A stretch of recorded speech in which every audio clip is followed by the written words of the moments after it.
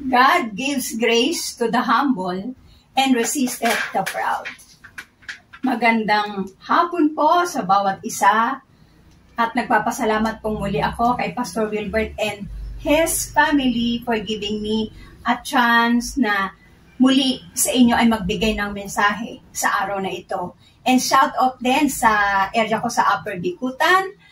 Salamat sa inyong patuloy na pakikinig at magandang araw sa bawat isang nanonood at nakikinig sa iba-ibang lugar ng bansa at ng ibang bansa na kung saan ay patuloy kayong pinalalakas ng Panginoon.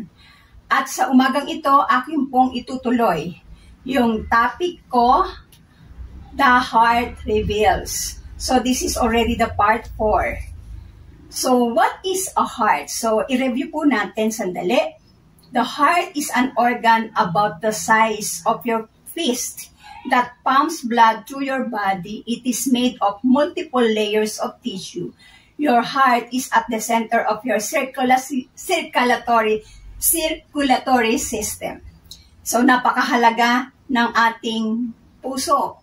Kahit ano pang mangyari, talagang gagawa tayo ng paraan. That's why may mga heart center, may mga hospital na kung saan talagang there are expertise sa puso. Sila ang expert kung ano ang dapat na gagawin sa puso dahil ito ay the center of life. And why? This is the life or seat of life or strength. Hence, it means mind, soul, spirit, or one's entire emotional nature and understanding. And sabi din ng Panginoon sa Mark 12 verse 30, and you shall love the Lord your God from your whole heart. So we are commanded by the Lord na we have to love the Lord with our own heart, with whole heart. Why? If we didn't have the heart, we couldn't sense love or love in return. God created us with a heart so we could have a loving relationship with Him. So it is God na nagbigay sa atin ng puso so that what? We can have love in return at magkaroon tayo ng loving relationship with Him. But wait, ang puso, kahit ito'y create ng Panginoon, ang sabi ng Matthew 15:19, for from the heart come evil thoughts, murder, adultery, all sexual immorality, theft, lying, and slander. So, maging aware din tayo, kahit ito'y ginawa ng Panginoon, dito din nanggagaling ang evil thoughts. So, itutuloy natin yung aking topic, no? Na ating diniscuss in the past weeks. Mga dahilan paano magpahayag ang Panginoon. So letter A, pinag-aralan na natin to. The heart reveals our true character. So ito ay ating napatunayan sa buhay ni Saul that God was so very sorry that He made Saul king. Pangalawa, the heart reveals and exposes the way we respond. So, pinapahayag ng puso natin kung paano tayo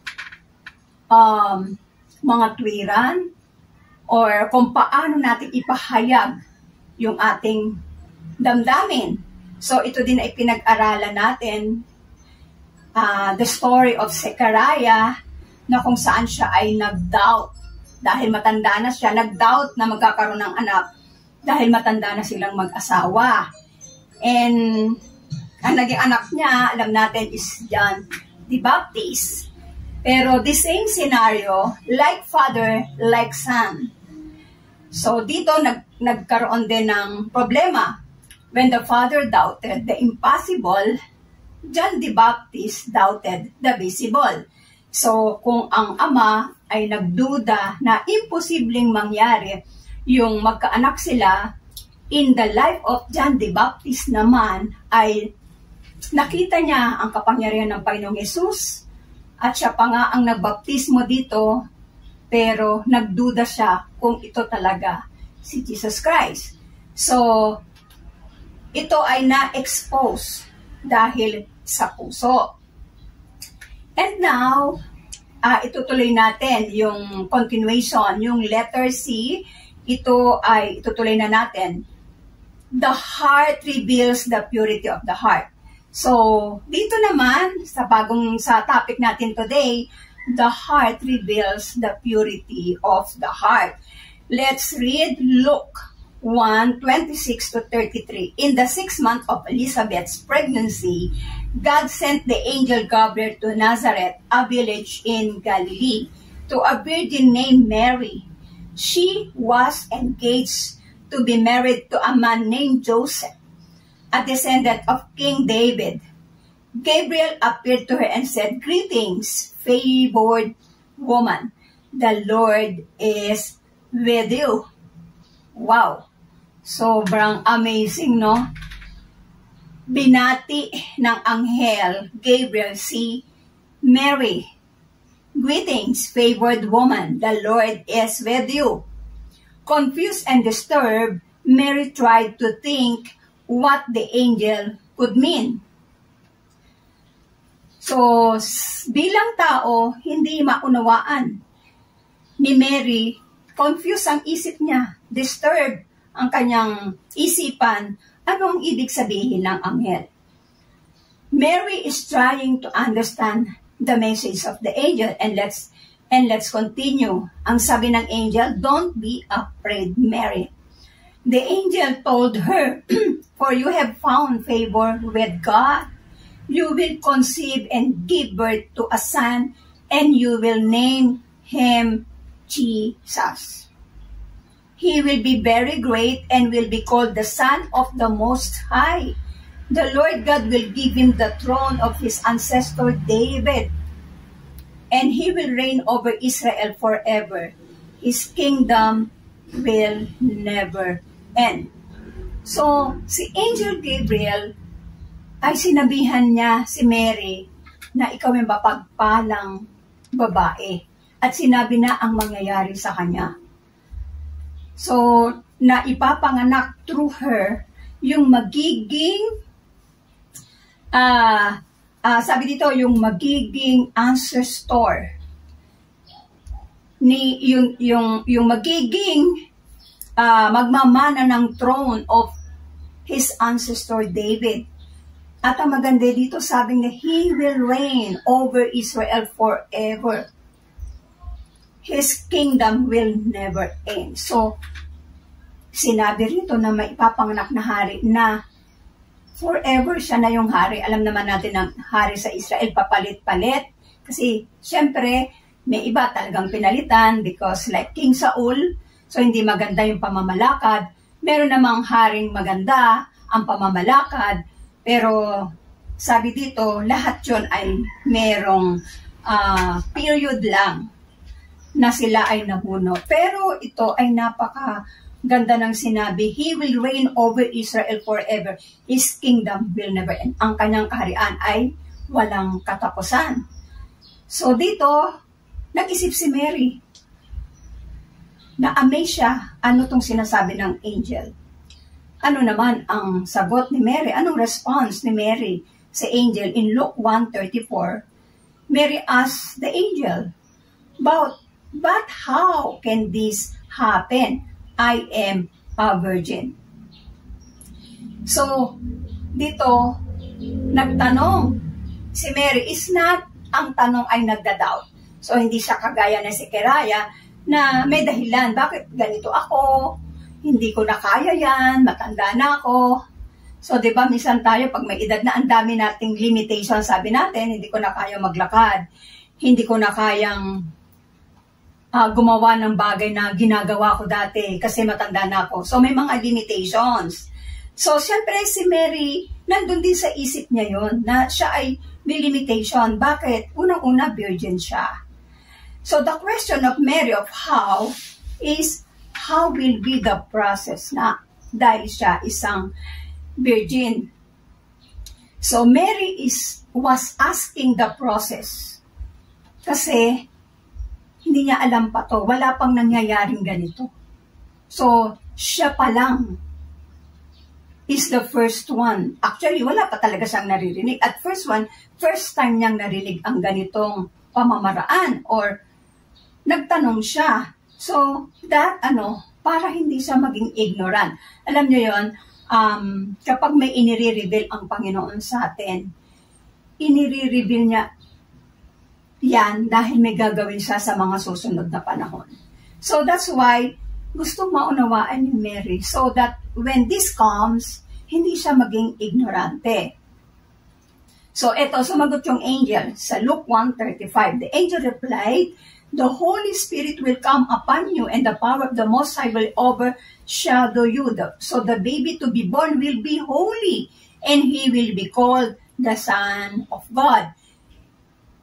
So, dito makikita natin sinabi, ito, ang babyng ipapanganak mula sa iyo ay anak ng Diyos. Oh, wow, anak ng Diyos. Imagine, kung si Mary noong panahon nun, sobra siyang tuwang-tuwa na siya ang magagamit na vessel upang ipanganak ang anak ng Diyos.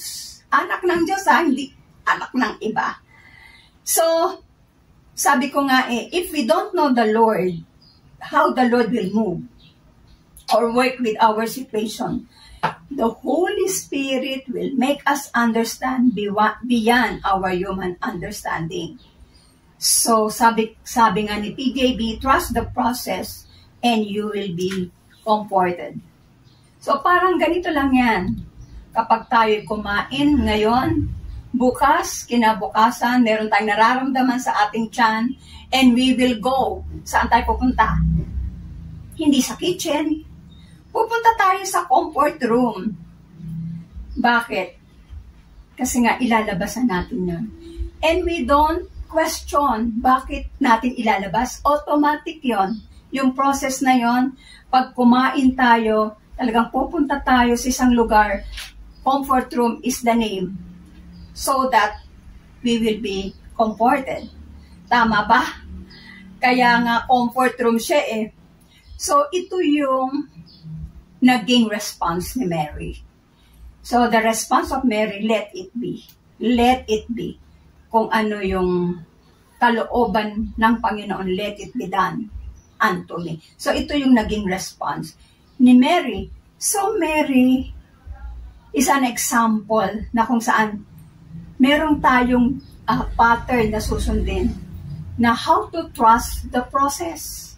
Okay, what are those process na pwede nating matutunan kay Mary? Number 1, trusting is a breakthrough. Trusting is a breakthrough.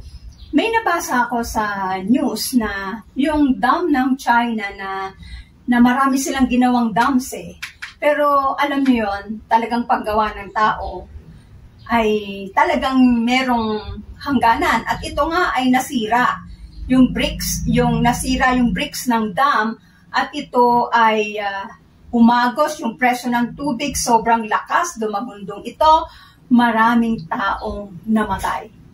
At talagang sobrang breakthrough ng tubig na to, na talagang sa sobrang lakas ng pressure, maraming napinsala talaga nang dahil doon sa pagkawasak ng bricks sa dam na yon. So, parang sa atin din, no? Kapag tayo ay may mga utang na hindi pa bayad, alam niyo yung feeling na meron ka utang na ganito at ito ay binayaran mo, that is a breakthrough. That is a peace. And that is also a comfort. Tama ba? So, andun yung comfort kapag yung bigat natin ay na-release natin, and that is a process. Trusting is a breakthrough. So, yung pagtitiwala is a breakthrough. Sabi ng Matthew 13:43, "Then the righteous will shine like the sun in the kingdom of their Father. He who has ears, let him hear." So, purihin ng Panginoon dahil yung pagtitiwala talaga, ito'y magbibigay sa atin ng comfort, ng release. So, ano pa yung matututunan natin sa pagtitiwala ni Mary? Kay Mary, pagtitiwala ni Mary sa process ng Panginoon. Number 2, trusting is dependent. Trusting is dependent. If you are dependent, you are helpless. You are always at despair of the person you trust. Tama ba? Yung bang minsan ikaw ay may sakit, wala kang kakayanan, mahinang-mahina ka, at wala kang ang masabi, wala kang ang magawa, dahil wala kang helpless ka eh. Kaya kung anong gawin sa'yo nung nag-aalaga sa'yo, anong ipakain sa'yo, wala. As in, tatanggapin mo na lang yon. So, para itong example nung nalulunod. Yung nalulunod, ang sabi ng mga expert, kapag merong sinasagip dahil may nalulunod, dapat ay, pagka ikaw ay sinagip, hindi mo siya kakapitan. Maging relax ka lang. Relax habang ikaw ay sinasagip o ikaw ay hinihila papunta sa pangpang. Pero kapag ikaw daw ay nagpupumiglas, magkakaproblema. So there's a tendency na instead na iligtas ka, parehas pa kayong malunod. So this is the kind of dependence na kailangan natin kapag tayo ay nagtitiwala. Yung wala ka nang gagawin. So ipinapaubaya mo na lahat, okay, hands up, suko na ako. Yung pagsuko ba, pagka ikaw ay maho-hold up, dahil wala ka nang magagawa, suko ka na talaga. Wala kang magagawa dahil may mga armas sila. So it's like trusting our pastor. Marami kasing mga Kristiyano ngayon, pag pinayuhan mo, makikinig naman nakikinig talaga. In fact, iiyak yan. Pero alam nyo, after that, after a day, siguro ngayon okay, ngayong araw, pero after a day, after a week, ang susundin nila, sarili pa rin nila. So they don't even trust the pastor who counseled them. They don't know na itong pastor na to, or itong leader na to, bago yan i-counsel, nanghihingi ng wisdom sa Panginoon, nagpe-pray yan, pinagpe-pray niya yan, and nanghihingi yan ng discernment sa Panginoon. Kaya anong nangyayari? Sa mga pinapayuhan at sarili pa rin mo ang iyong sinusunod, kapatid, delikado ka. Delikado ka. Kasi pag ginawa mo yung sarili mong desisyon, after being warned, magkakaproblema ka. Anong problema? Madi-disconnect ka at nandun. Yung problema na yon ay hindi ka natatantanan. Why? Hindi mo itinama Hindi mo itinama. Kaya nga sabi dito sa Matthew 6:22, your eye is a lamp that provides light for your body. When your eye is good, your whole body is filled with light. Sabing ganun, napaka-importante ng liwanag. Dahil ito, ito yung nagiging paraan, or ito'y nagiging paraan mo upang makita yung mga susunod na daan. It's like driving. Hindi ako marunong mag-drive, pero lagi naman ako nasa unahan. Pag may pinupuntahan kami, nagda-drive yung asawa ko. Pero alam nyo, pag may problema ang liwanag sa gabi, ang hirap na hirap ang mga driver kung saan liliko or saan diretso ba. Nahihirapan sila kasi madilim. So, mahirap yung nagda-drive na walang ilaw. So, ganun din sa ating mga Kristiyano. Kapag hindi tayo sumusunod sa mga payo ng mga spiritual leaders or the one ahead of us, doon tayo kapahamak. So, learn the lesson in the past. And number 3, ano yung trust? Tiwalang matututunan natin ulit kay Mary. Trusting is a process. Sabi ni PJB, trust the process and you will be comforted. Hayaan lang natin yung proseso. Hindi naman natin pwedeng during the process, teka lang, hindi. Let it be, hayaan na natin yung process na yon. Alam nyo ba na sa process na yon, maraming pwedeng ituro ang Panginoon sa atin. Tuturoan tayo ng patience, tuturoan tayo na magkaroon ng kapayapaan. So, just trust the process. Number 4 na matututunan natin about Mary regarding trust. Trusting is an experience. Trusting, ang pagtitiwala daw, ito ay experience or naranas, ay pagkakaranas. And sabi nga ng karamihan, pain is the best teacher. Do you agree? Maybe others say yes. Most of you say yes. Kung matigas ang ulo. Pero alam nyo, kung tayo ay laging in line sa kalooban ng Panginoon, the Holy Spirit is the best teacher that you will experience His comfort. Kaya yung pain is the best teacher is para sa matigas lang ang ulo. Kailangan bang magkaroon tayo ng pain? You know, pain is ang hirap nito. Maliit lang na bagay, pain, di ba? Ano na tayo distracted. So, dapat hindi pain ang maging guro natin sa ating buhay. Dapat it is the Holy Spirit should be the best teacher that we can experience His comfort. Gaya na sinabi ko kanina, kapag tayo ay hinahayaan natin ang process, nagtitiwala tayo sa Holy Spirit, you know, there is joy, there is peace, there is comfort. Next, number 5, trusting is faith. In Romans 15:13,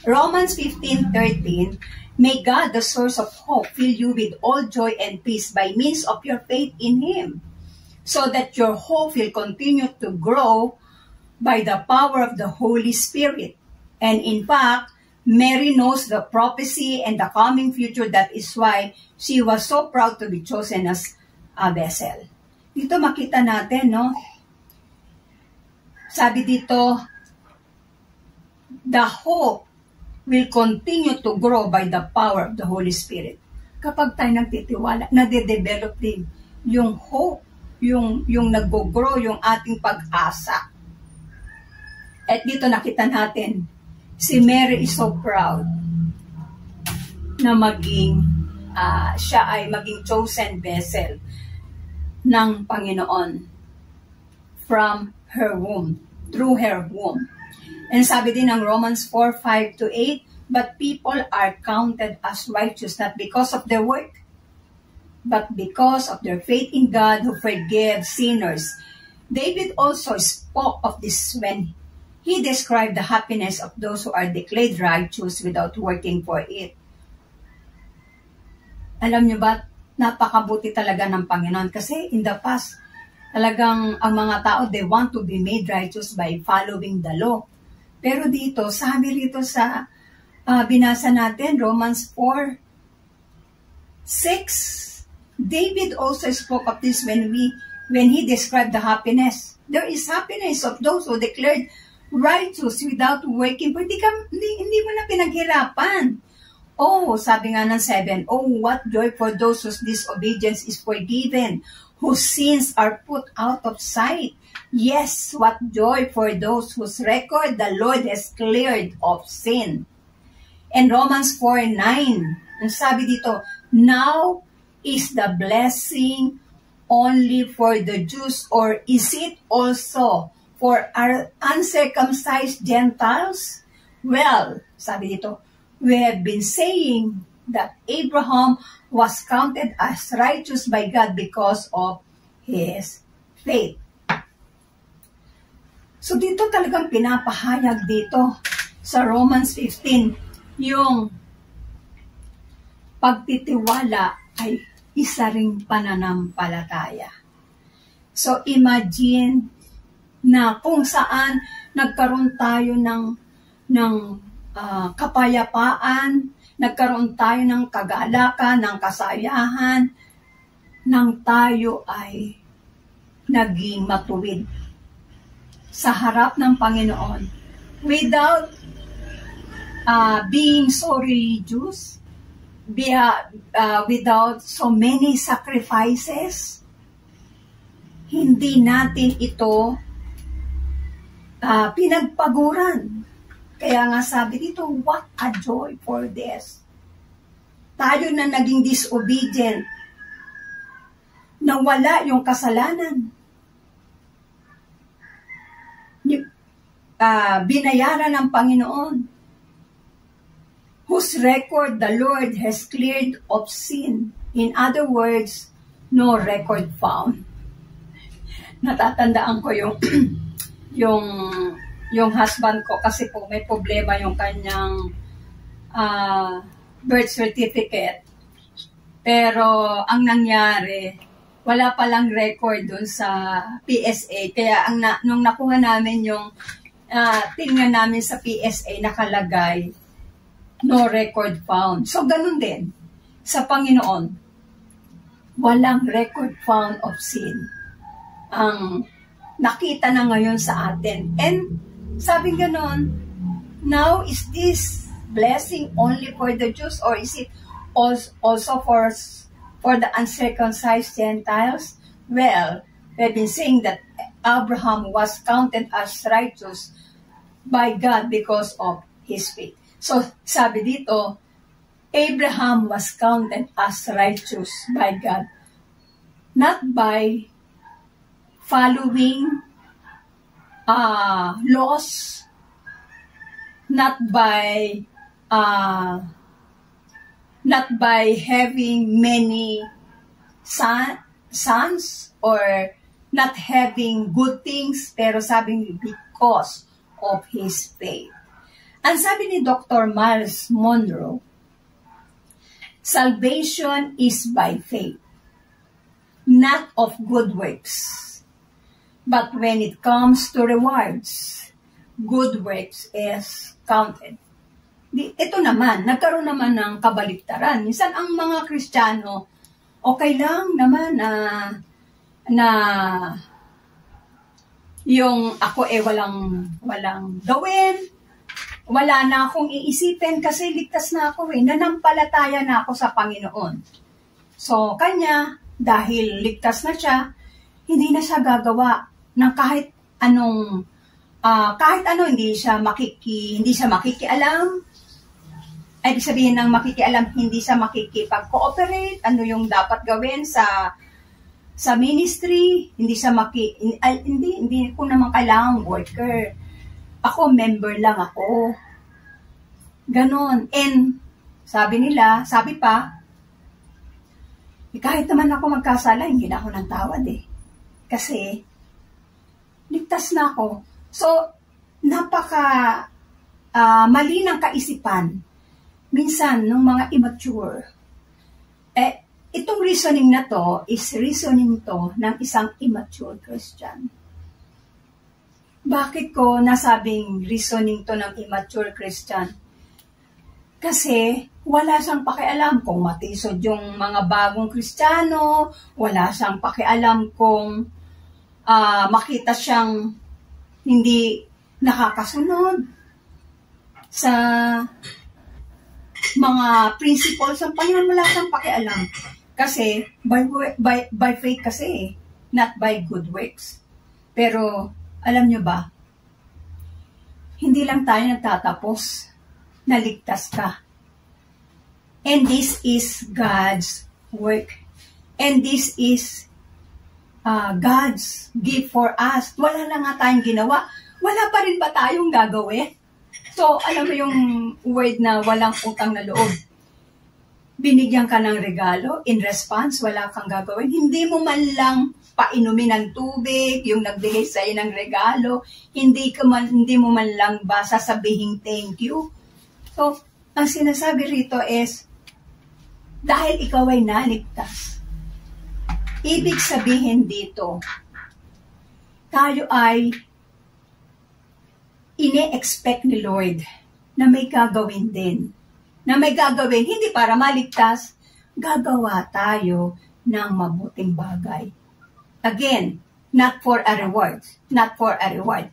gagawa tayo ng mabuting bagay dahil ito yung hindi mo mapipigilang gawin because of what the Lord has done to us, for what the Lord has given to us. The salvation without working for it. Pero ito talaga yung dapat maunawaan ng karamihan sa mga Kristiyano na nami-misinterpret yung salvation is by faith. Nalilimutan nila na it follows once you are saved. Once you are saved, good works follows because it is now counted. It is now being counted. Good works is already counted when it comes to rewards. So mga kapatid, wag tayong maging, what do you call this? Ang utak ay walang understanding. We only know knowledge. The Bible will give us information, knowledge. But we have to understand ano yung sinasabi ng salita ng Diyos. We have to comprehend. Why? So that understanding the Word of God of what you read will give us wisdom. Will give us wisdom. And what is wisdom? This is the application. Without understanding what you know, will not give you wisdom. Because wisdom is application. Wisdom is application. So, ito yung natutunan natin sa pagtitiwala ni Virgin Mary sa process ng Panginoon. Ulitin ko yung ano yung mga natutunan natin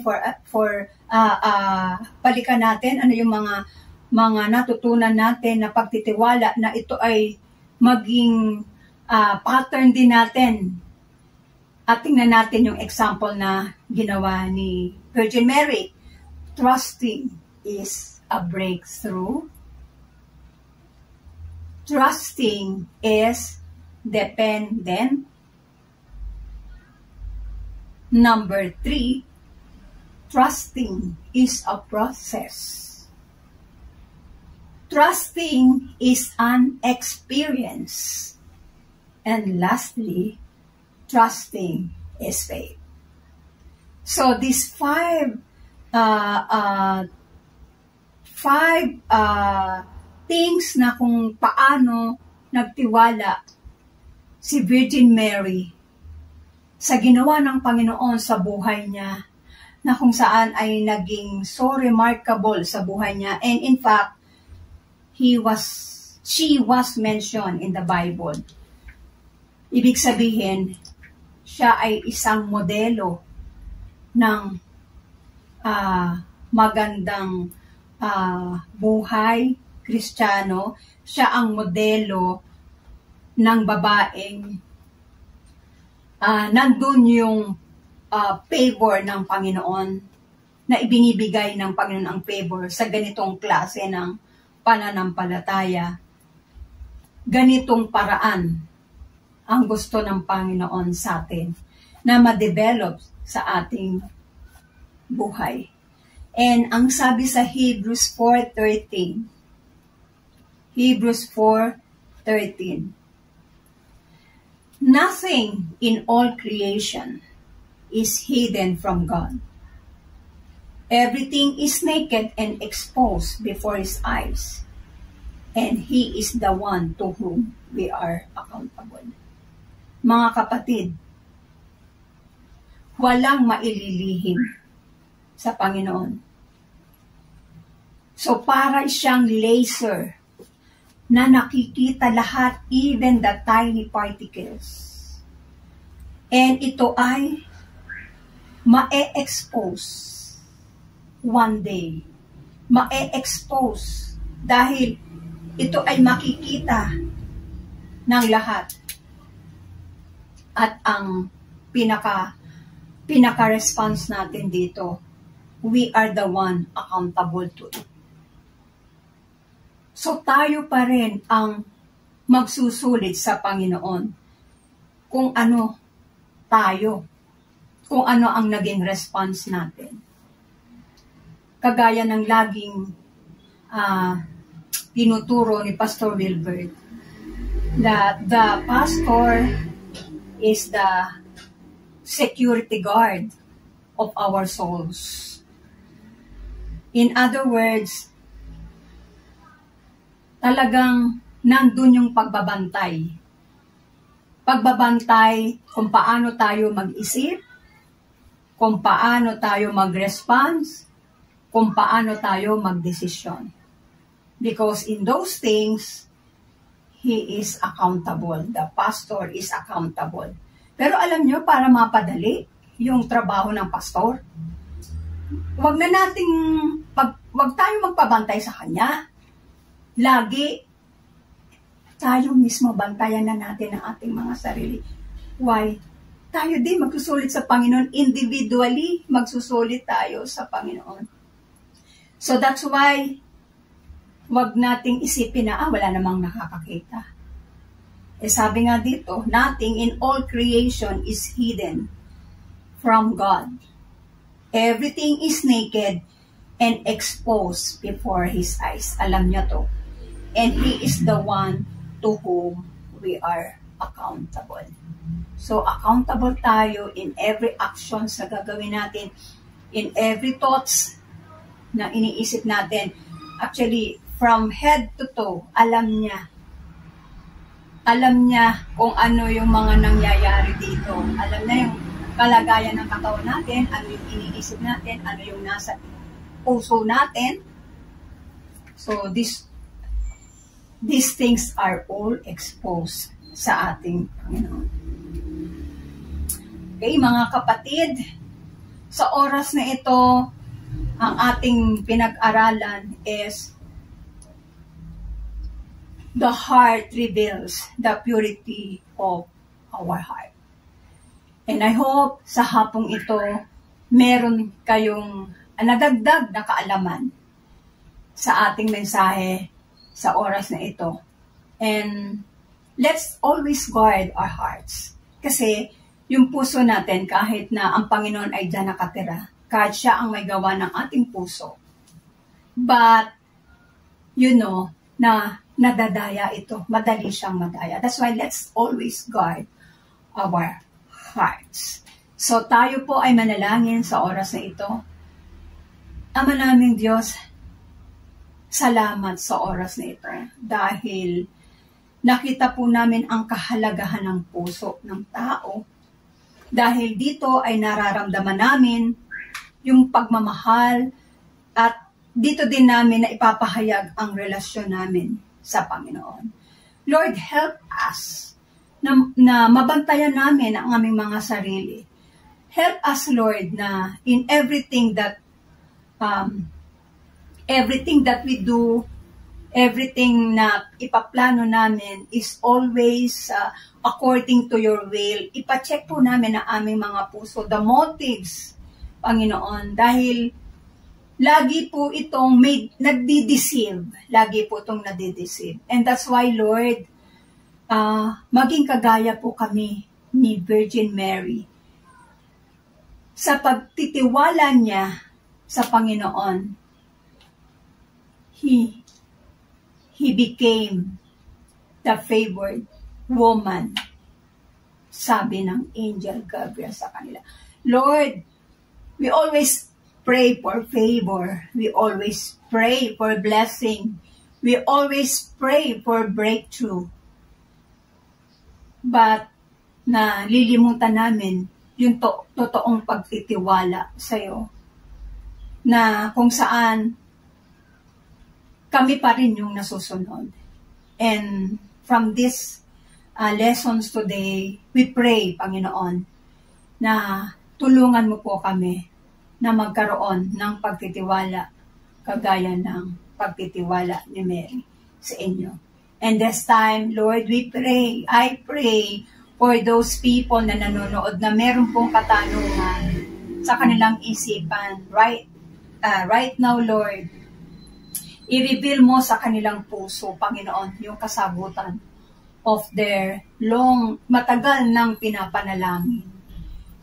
At sa oras na ito, sa sino man na merong nararamdaman sa kanilang physical na pangangatawan, ikaw yung nakakaalam ng aming katawan dahil ikaw ang may gawa nito. Lord, we ask your healing touch be upon them. And right now, be healed in the name of Jesus.